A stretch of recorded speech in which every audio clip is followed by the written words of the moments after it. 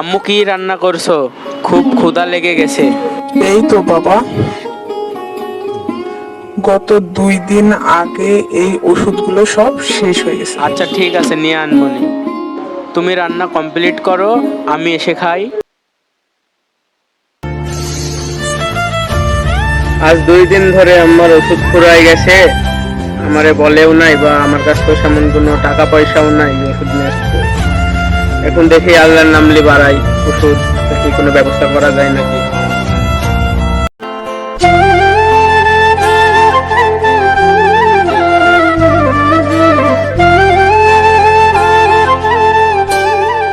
আসসালামু আলাইকুম।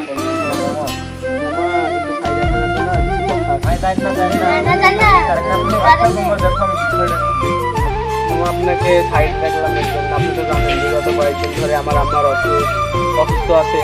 তো আজ আমার আম্মা বলছে যে বাবা আমার ওষুধ ফুরাই গেছে, এখন আমার কাছে একটা টাকাও নেই, আপনি যদি আমাকে কয়েকটা টাকা দিতেন। মামা দেখেন যে আপনাকে আমি এর আগেও 2বার টাকা দিচ্ছি, তো আপনি তো আমাকে সময় মতো টাকাটা ফেরত দেননি। তো এখন তো আমার কাছে অত টাকা পয়সা নেই দেওয়ার মতো, তো এখন আমি তো দিতে পারতেছি না আপনাকে টাকা। মামা মামা কোনো ব্যবস্থা করেন না, আমার আমার খুব অসুখ, আমার ওষুধ নিয়ে যাওয়াই লাগবে। আপনি ফোনটা রাখেন আমার, 15 দিনের মধ্যে আপনি থেকে দাও, 15 দিনের মধ্যে। আচ্ছা মামা, কত টাকা লাগবে? মামা 5,000 টাকা দিলে হবে, আমি 15 দিনের মধ্যে ব্যাগ দেবো। আচ্ছা ঠিক আছে, আগেরটাও দিয়ে দেবো। আচ্ছা যে আপনার টাকা।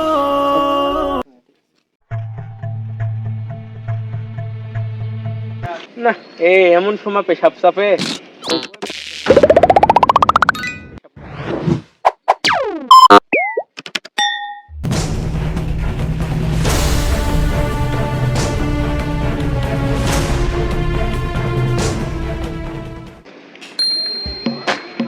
কি ব্যাপার, এখানে টাকা পড়ে আছে?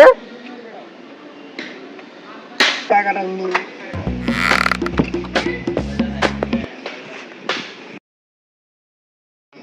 শালা ঠিক আছে, ওখানে পড়ে পেলাম। এই ব্যাগটা তো শালাটা ভর্তি বছর তো তার ব্যাগটা হবে, ব্যাগের মধ্যে কি আছে দেখি।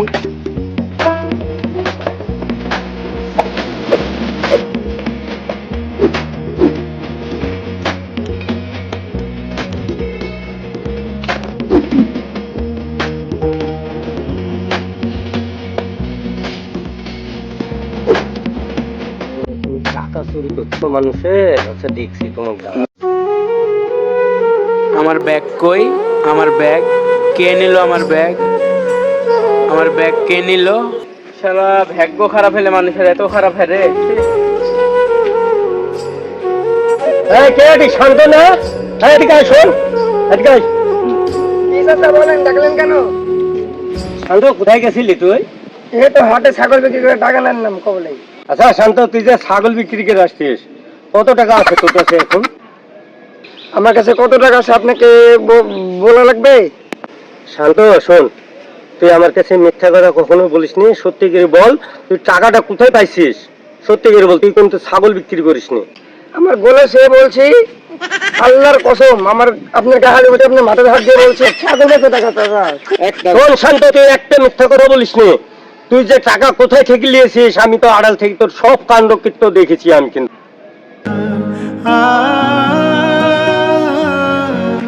চাচা চাচা, এটি আমার ব্যাগ চাচা, আমি পেশাব করতে বলেছিলাম, ওখানে ব্যাগ নিয়ে চলে আইছে। চাচা আপনি বিশ্বাস করেন এই ব্যাগ আমার, আমি আমার মায়ের ওষুধ কেনার জন্য মোবাইল বন্ধ থুইছি, তুমি টাকা নিয়ে আসছি, আমি ওখানে থেকে পেশাব করতে বসছি, আর দেখি আমার ব্যাগ নাই, আমি খুঁজে খুঁজে পাই না। আচ্ছা বাবা, এই ব্যাগটা যে তোমার সেটা আমি ভালো করেই জানি।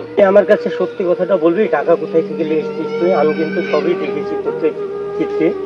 তুই যদি আমার কাছে সত্য কথা না বলিস, আমি এখন তো কলার ধরে নিয়ে যাবো তোর মায়ের কাছে। আমি সত্য কথাটা বল আমাকে। বলা কোনোদিন হবে না চাচা। কিন্তু তুই আমার কাছে ক্ষমা চাই কি করবি? ও যে ওই ছেলেটা যে টাকাটা নিয়ে এসছে ওর মায়ের ওষুধ কেনার জন্য, এই টাকাটা হারাই গেছে, তুই নিয়ে চলে যাচ্ছিস, তার কি অবস্থা হবে একবার দেখেছিস?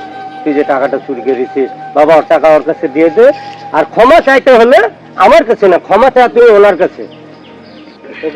আমাকে মাফ করে দেন ভাই, আমার বিশাল বড় হয়ে গেছে ভাই, এরকম ভাই, কোনোদিন হবে না ভাই। ভাই আমি তোমাকে মাফ করে দিয়েছি ভাই, কিন্তু আল্লাহ তোমাকে মাফ করবে কি না আমি বলতে পারবো না, আমি ভাই তোমাকে মাফ করে দিয়েছি। শোন বাবা, এক মিথ্যা সকল পাপের জননী। মিথ্যার থেকে আর এই লোভে থেকে আমাদের সকলকে দূরত্ব থাকার চেষ্টা করতে হবে এবং থাকতে হবে।